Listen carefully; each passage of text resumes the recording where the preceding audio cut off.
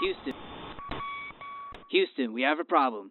DJ Apollo has landed. I repeat, DJ Apollo has landed. Hear me?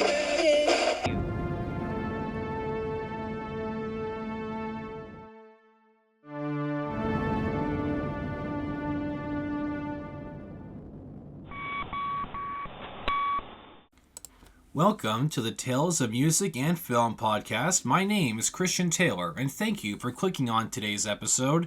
And at long last, guys, we are finally getting back to talking about music for a second, because I realized the other day that I've taken a huge hiatus from talking about music. It's been movies nonstop for a good while, so finally I'm getting back to music. So I am very excited about this one, because I'm going to be talking about one of my favorite musicians and one of my favorite members from one of my favorite bands. Who am I talking about?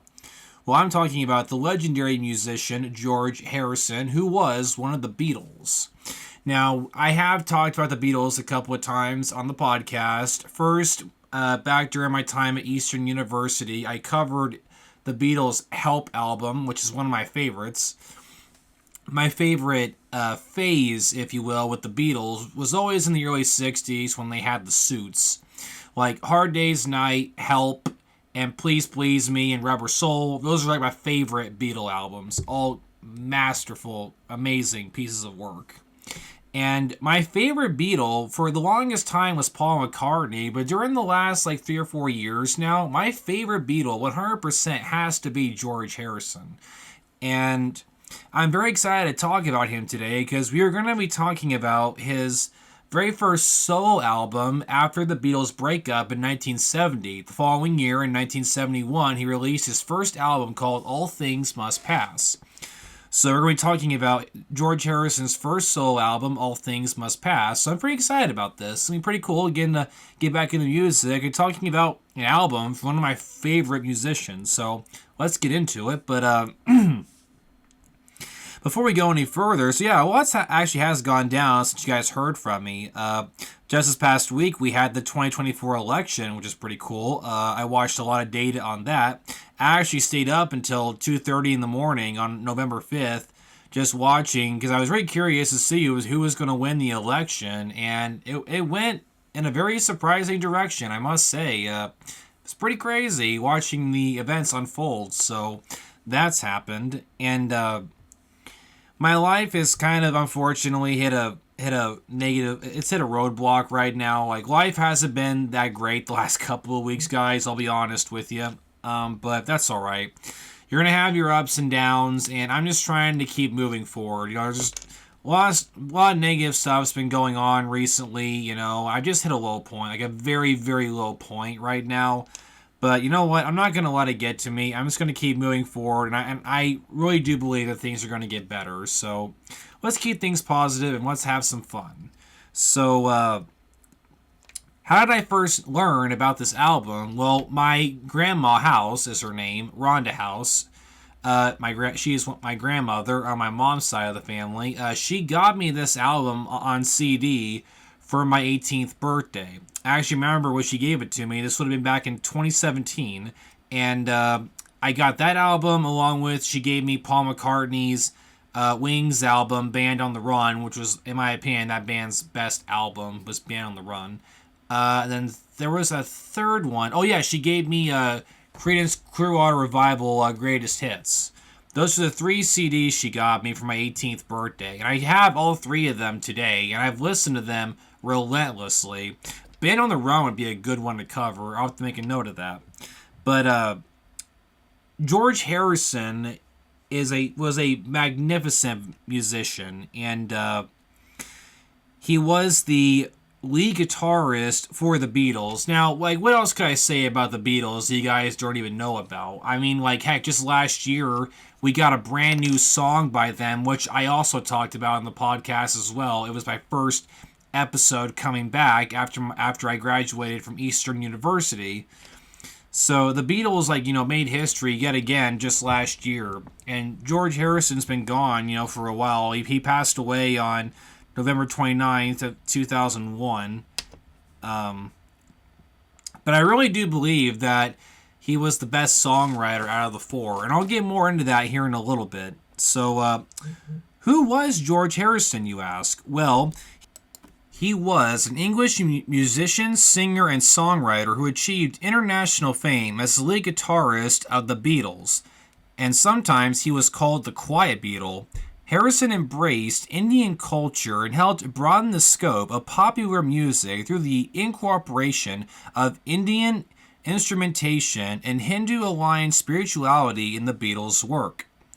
Although most of the band's songs were written by John Lennon and Paul McCartney, most Beatles albums from 1965 onwards contained at least 2 Harrison compositions. His songs for the group include Taxman, Within You, Without You, While My Guitar Gently Weeps, Here Comes the Sun, and Something. Harrison's earliest musical influences included George Formby and Django Reinhardt. Subsequent influences were Carl Perkins, Chet Atkins, and Chuck Berry.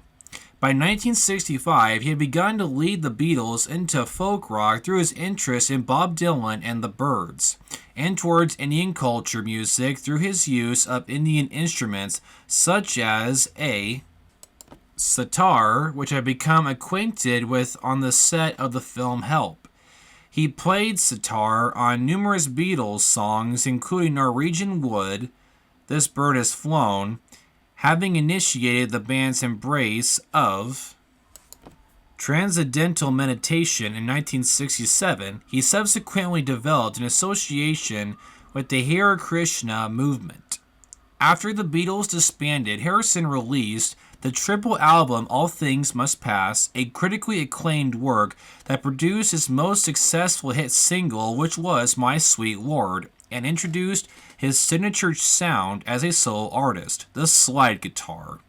He also organized the 1971 concert for Bangladesh with Indian musician Ravi Shankar, a predecessor to later benefit concerts such as Live Aid.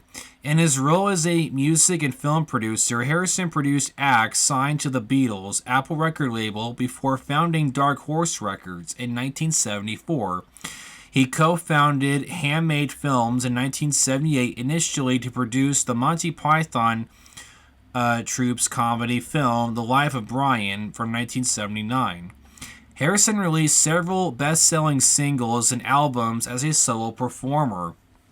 In 1988, he co-founded the platinum-selling supergroup The Traveling Wilburys, a prolific recording artist. He was featured as a guest guitarist on tracks by Badfinger, Rodney Wood, and Billy Preston, and collaborated on songs and music with Dylan, Eric Clapton, Ringo Starr, and Tom Petty.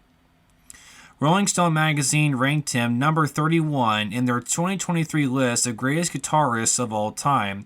He is a 2-time Rock and Roll Hall of Fame inductee, first as a member of the Beatles, who were inducted in 1988, and then Harrison was inducted again as a solo artist in 2004.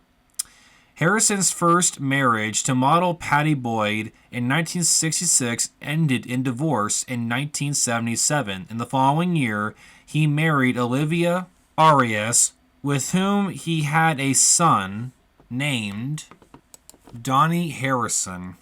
A lifelong cigarette smoker, Harrison died of numerous cancers in 2001 at the age of 58.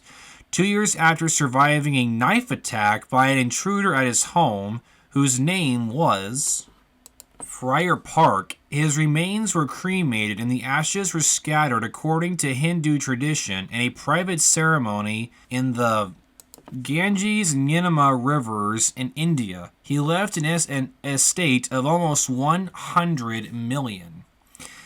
And that was just some information about George Harrison's life and all the amazing accomplishments that he did during his musical career. And he really did do a lot. I mean, he wrote so many good songs. Like, some of my favorite Beatles songs were the ones that he wrote.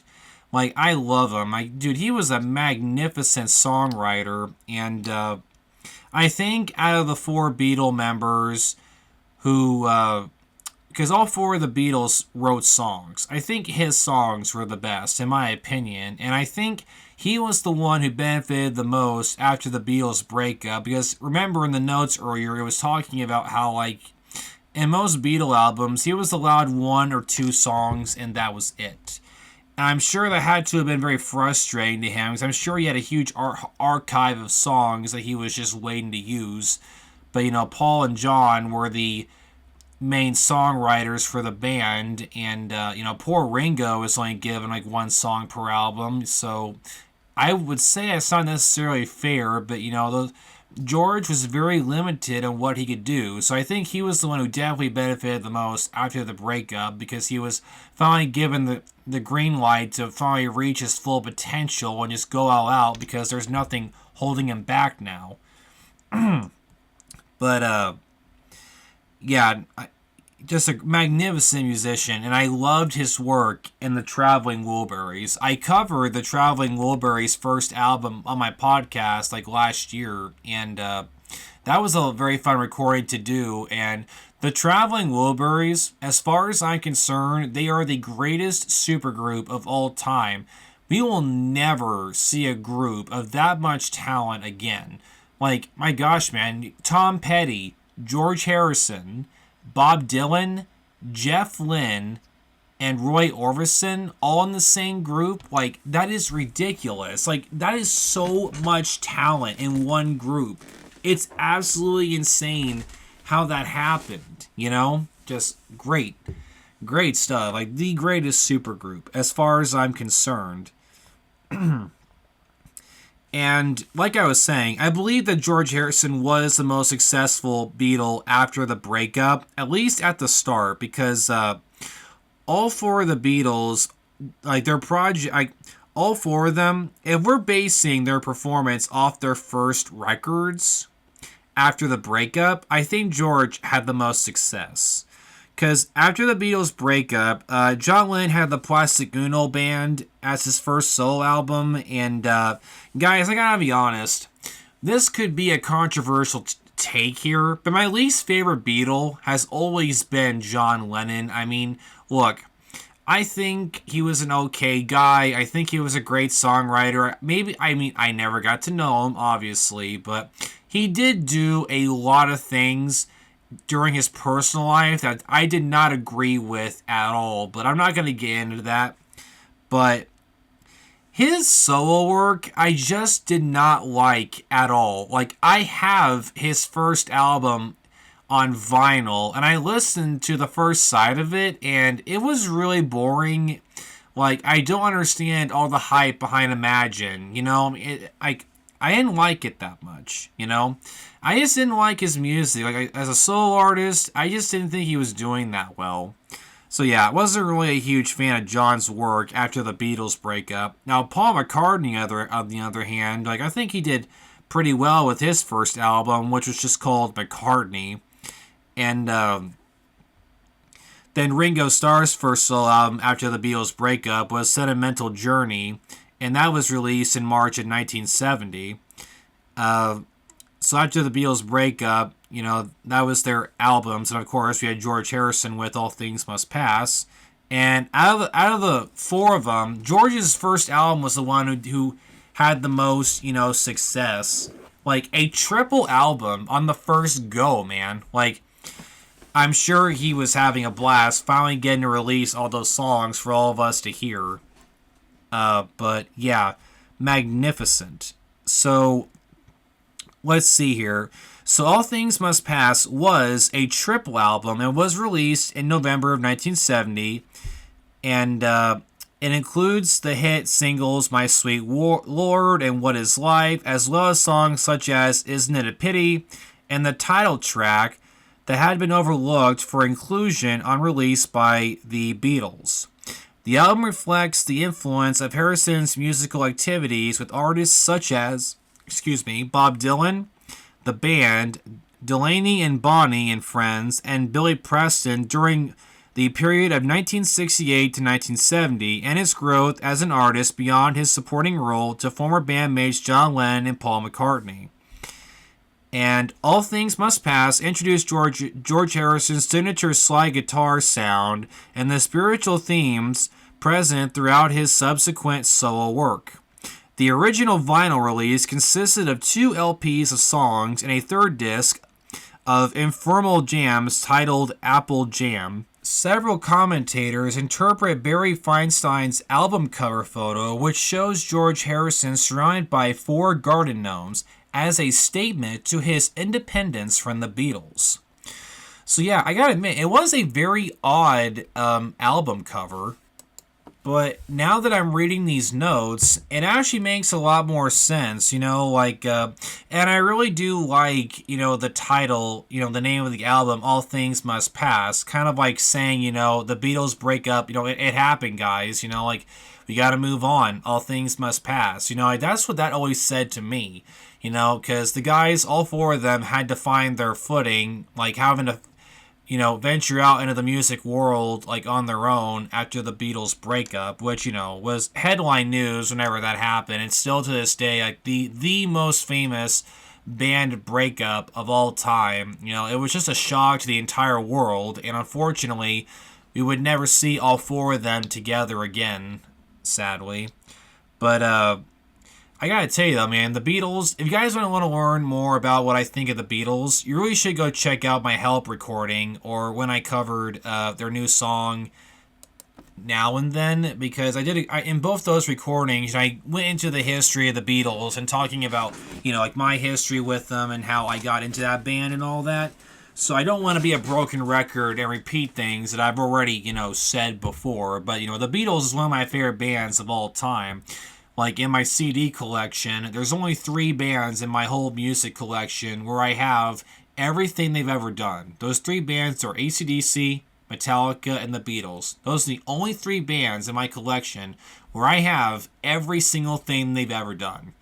When I drive to the nearby town where I work at the Walmart, I always take my Beatle Greatest Hits CDs with me because I can just listen to those all the way up there and back without having to take out the disc, I like taking CDs with me that have a lot of songs on them that I really enjoy where I don't have to worry about constantly switching discs, And the Beatles, they're just one of those bands where I don't think they ever wrote one bad song. Everything they did was magic. So, yeah, the Beatles were a huge band. They did so much in just 10 years, 1960 to 1970. Then the breakup happens, and these guys had to refine themselves and had to figure things out on their own, So they were really starting from scratch. And I gotta tell you, man, I think George had the strongest start out of the 4 of them with All Things Must Pass. This album kicks butt. I love it. I love his songs. My favorites were the singles that were listed here, which was, My Sweet Lord, What Is Life, and Isn't It a Pity. Those are my favorite ones. I love those. My Sweet Lord, I actually, it's made its rounds in the music world. I actually saw it was used for the Guardians of the Galaxy 2 soundtrack, funny enough. So the song is still pretty popular. And, What Is Life is a very good pickup song. If you're ever depressed or down, you should really listen to that one because that song really gets me hyped up whenever I listen to it. And funny enough, I actually got into the other song, Isn't It a Pity?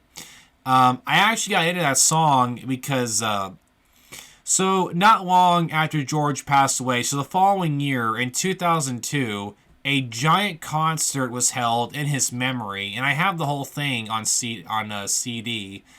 And all these different bands and musicians came up on stage, and each took turns covering some of George's most famous songs, either from when he was with the Beatles or as a solo artist.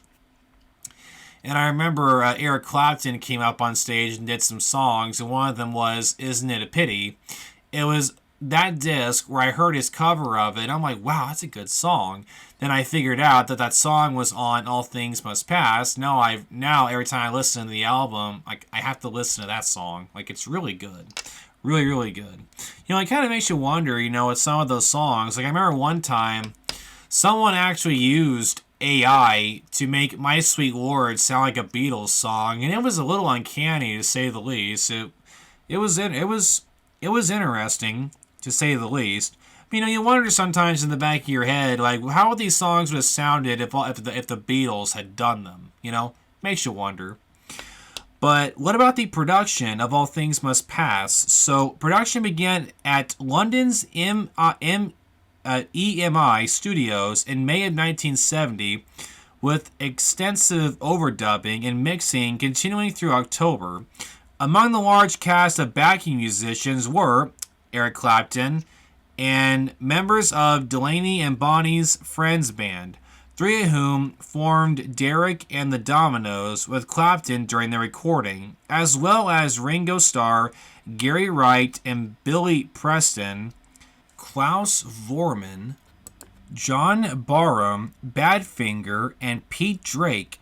The sessions produced a double album's worth of extra material, most of which remains unissued. Well, that's interesting. Kind of wonder what those unissued songs are. I'd be more than happy to listen to them.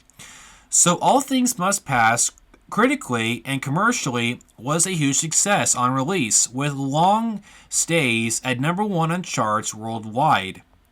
Co-producer Phil Spector employed his wall of sound production technique and notable effect.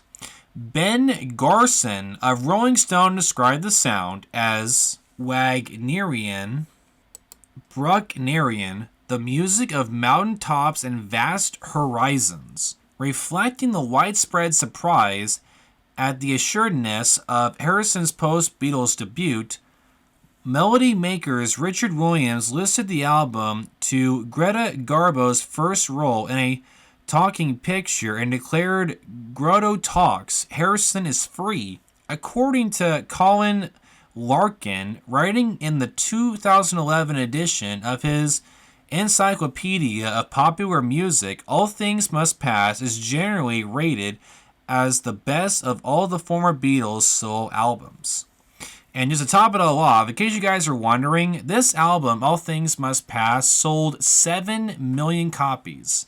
So, yeah, I would definitely say 100% that this album was a success, and Harrison started his solo career on a very high note that I think got better from this point forward. Other albums he did during his solo career, in 1987, he actually did an album that helped start the Traveling Wilburys. It was actually George Harrison's 1987 album titled Cloud 9. And before that, he had another good work album called Living in the Material World. He also did albums such as Dark Horse, Brainwashed, George Harrison, Wonderwall Music, Electric Sound, Somewhere in England, just to name a few. And he also did a Best of George Harrison album in 1976. So, yeah, he had a lot of good stuff. Then, of course, he did those 2 albums with the Traveling Wilburys. So, yeah, Harrison's solo career was a huge success, and I'm sure other musicians can only dream of reaching the status that he achieved during his solo career. So that was some information about the album and what it accomplished, and it's so interesting getting to read all this and just seeing just how well it did, just absolutely incredible stuff, to read about. Now, a little side note here. It's been brought to my attention. Now, I could be wrong on this, don't quote me, but I do believe that all 4 of the Beatle members all had a number 1 hit post-Beatles breakup. I believe Paul McCartney's was Maybe I'm Amazed. John Lennon's was Imagine, I'm pretty sure.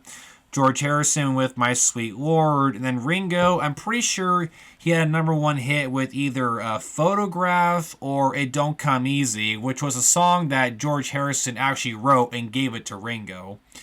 So yeah, that just shows you like how extremely talented these 4 guys were. Even after the Beatles breakup, all 4 of them had number 1 hit. So that's amazing. And see, this next set of notes really does say like what I believe, which is, for many years, Harrison was very restricted in his songwriting contributions to the Beatle albums. But when he released All Things Must Pass, the album was regarded by many as his best work, and it topped the charts on both sides of the Atlantic. The number one hit single, My Sweet Lord, and the top 10 single, What Is Life, were taken from the album, which was co-produced by Phil Spector using his wall of sound approach. Now, what did some of the people have to say when the album was released? Author and musicologist Ian Inglis considers the lyrics of the album's title track a recognition of the impermanence of human existence, a simple and pageant conclusion to Harrison's former band. In 1971, Bright Tunes sued Harrison for copyright infringement over My Sweet Lord, owing to its similarity to the 1963 Chiffons hit called He's So Fine. When the case was heard in the United States District Court in 1976, he denied deliberately plagiarizing the song but lost the case, as the judge ruled that he had done so subsequently.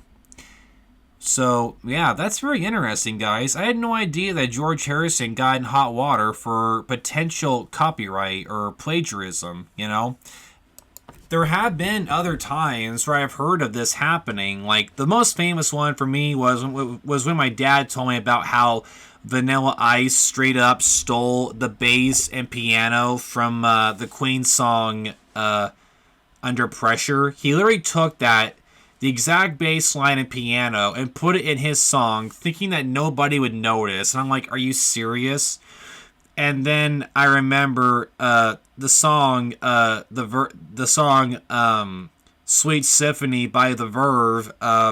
They got in trouble because apparently they stole the violin riff from a Rolling Stones song, if my memory serves me correctly. And then one last one I heard about. Now this one, the band did not get in trouble, but I do believe that they ripped this off.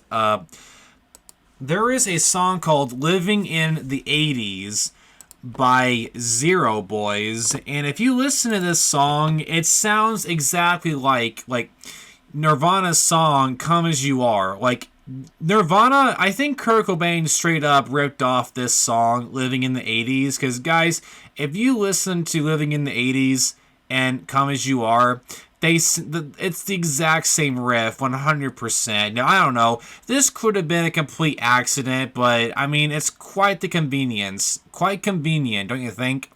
Like, my dad was the one who pointed this out to me. It's like, after I listened to Living in the 80s, like, it sounds just like Come As You Are. So, I think Nirvana may have ripped off this band's song a little bit, but Nirvana never got in trouble for it. But, I mean, it happens a lot more than you think, where, bands kind of rip other musicians off, kind of. But, yeah, sometimes they get in trouble, sometimes they don't. So the notes continue with, so in 2000, Apple Records released a 30th anniversary edition of the album, and Harrison actively participated in its promotion. In an interview, he reflected on the work. It's just something that was like my continuation from the Beatles, really. It was me sort of getting out of the Beatles and just going my own way. It was a very happy occasion.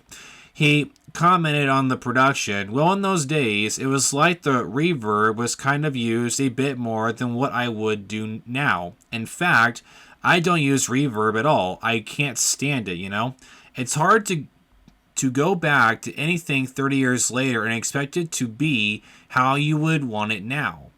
So I think he said it perfectly, where it's like, this album was just him, starting the next phase in his music career and just, trying to get over the Beatles breakup and just starting over. And I think he did so in flying colors. Like, he did a magnificent job with this. So let's get into more. So the notes talk about how the album's impact really was. So My Sweet Lord was highly successful, topping the singles charts around the world during the first few months of 1971. It was the first solo single by a former Beatle to be number one in the UK or the US, and became the most performed song of that year. Issued in February of 1971, the second single, which was the song What Is Life, backed with Apple Scrubs, also became an international hit. All Things Must Pass was number one on the UK official albums chart for 8 full weeks. Although until 2006, Chart Records incorrectly stated that it had peaked at number 4. On Melody Maker's national chart, the album was also number 1 for 8 weeks, from February 6th to March 27th, 6 of which coincided with My Sweet Lord, topping the magazine singles chart.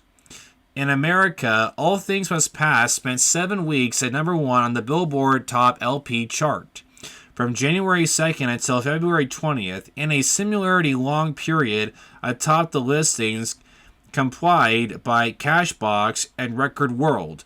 For 3 of those weeks, My Sweet Lord held the top spot on the Billboard Hot 100. In Canada, the album hit number 1 on just its 3rd week, was number 1 for 9 weeks, and was on the charts for 31 weeks, ending July 17th, 1971. So that just shows you that this album really did take over the UK and the US, and the songs were hitting big numbers. So the extent of Harrison's success surprised the music industry and largely overshadowed Lennon's concurrently released Plastic Ono Band album, which Spector also co-produced.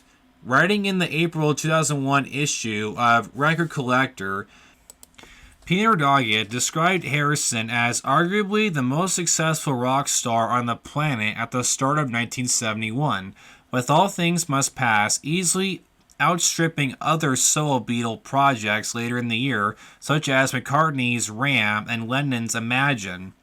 Harrison's so-called Billboard double, whereby one artist simultaneously holds the top positions on the magazine's album and singles listings, was a feat that none of his former bandmates equaled until Paul McCartney and the Wings repeated the achievement in June of 1973. At the 1972 Grammy Awards, All Things Must Pass was nominated for Album of the Year and My Sweet Lord for Record of the Year. But Harrison lost out in both categories to Carole King. So that really sucks that he lost in both categories, but at least he got the nomination. For me, I try to keep myself very humble, and I think just a nomination alone would have made me very happy. I wouldn't really care that much if I lost, but still, it sucks he lost in both categories. But All Things Must Pass was awarded a gold disc by the Recording Industry Association of America on December 17th in 1970, and has since been certified 7 times platinum by the RIAA. In January of 1975, the Canadian Recording Industry Association announced that it had been certified as a platinum album in Canada. According to John Bergstorm of Pop Matters, as of January of 2011, All Things Must Pass had sold more than Imagine and McCartney and Wings' Band on the Run 1973 combined. Also writing in 2011, Lennon and Harrison biographer Gary Tellery describes it as the most successful album ever released by an ex-Beatle. According to Hamish Champ's 2018 book, The 100 Best-Selling Albums of the 70s in the U.S., All Things Must Pass is the 33rd best-selling album from the 1970s. So that's pretty interesting. So I'm glad that Harrison was getting, some kind of awards, for this album, because I think he definitely deserves some. So what else the notes are going to say? So the notes continue with All Things Must Pass received almost universal critical acclaim on its release, as much for the music and lyrical content as for the fact that of all the former Beatles, it was the work of supposed junior partner George Harrison. Harrison had usually contributed just, like I said, 2 songs to a Beatles album. In author Robert Rodriguez's description, critics' attention was now centered on a major talent unleashed, one who had been hidden in plain sight for all those years behind Lennon and McCartney, that the Quiet Beatle was capable of such range. Rodriguez continues, from the joyful "What is life" to the meditative "Isn't it a pity" to the stream-rolling "Art of dying" to the playful "I dig love" was revolutionary. Most reviews tended to discount the third disc of Studio Jams, accepting that it was a free edition to justify the set's high retail price. Although Anthony D. Curtis recognizes Apple Jam as further evidence of the album's embracing air of creative liberation. So I think it's pretty cool that a musician would take that extra step and, adding in some additional content because, like, people are buying this with their hard-earned money. They should get what they paid for and some more, So I think it's really cool that, some additional stuff was added just so the people, were getting their money's worth, That's really important. So Ben Gerson of Rolling Stone deemed All Things Must Pass both an intensely personal statement and a grandiose gesture, a triumph over artistic modesty, and referenced the three records set as an extravaganza of petty and sacrifice and joy, whose sheer magnitude and ambition may dub it the war and peace of rock and roll. Garson also lauded the album's production as being of classic Spectorian proportions, Wagnerian, and etc. In the NME, Alan Smith referred to Harrison's songs as music of the mind, adding they search and they wander as if in the soft rhythms of a dream, and in the end he has set them to words which are often both profound and profoundly beautiful. Billboard's reviewer hailed All Things Must Pass as a masterful blend of rock and petty, technical brilliance, and mystic mood, and relief from the tedium of everyday rock. And that's just to give you an idea on what some people were saying about when the album was released. And I think for the first time, I'm telling you, there was nothing negative in any of these reviews that I found. Everybody had nothing but praise to say about this, So, yeah, it goes without saying, guys. George Harrison had a very good start to his solo career, and All Things Must Pass, to this day, I think, is still his finest work. And I'm pretty sure he was very proud of how well it did, Heck, I remember watching a clip from an interview that Lennon was doing back in the early 70s, right? I believe he was talking about how well George Harrison was doing. He said that, did you hear how good George sounded on that album? He's been freed to do, whatever he wants, do you think he would have been that good if he was still with the Beatles? Heck no, So, John was giving his friend a lot of praise, and that was very heartfelt, And I just want to end this by giving a shout out and a rest in peace to John Lennon and George Harrison. Guys, if you guys are curious on whether or not, John Lennon and George Harrison's passings are still not, hitting people, I remember, you guys should look up, videos of people reacting to the music video for the new Beatles song Now and Then. Whenever people see the clips of George Harrison and John Lennon, they get emotional. Their deaths really hit everybody, and they're still making people sad, even today, I know John did some questionable things that I was on the fence about, but I still believe deep down that he was a good man.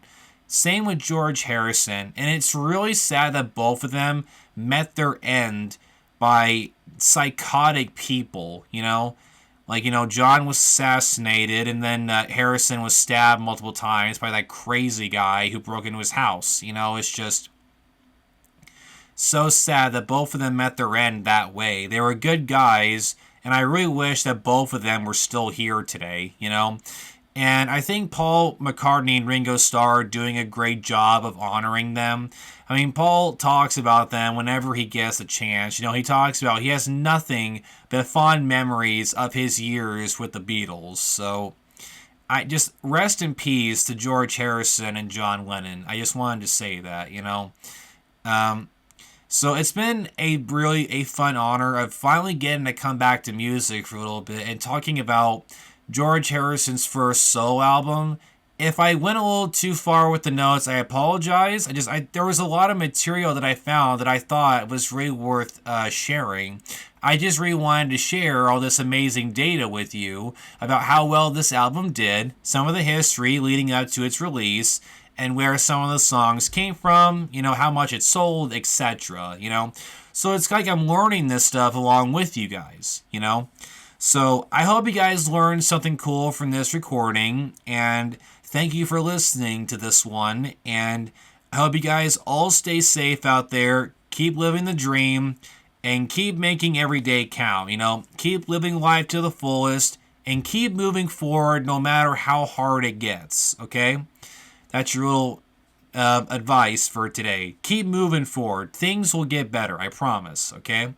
So you guys take care of yourselves, and you have an excellent rest of your week. And until next time, my name is Christian Taylor, and you are listening to the Tales of Music and Film.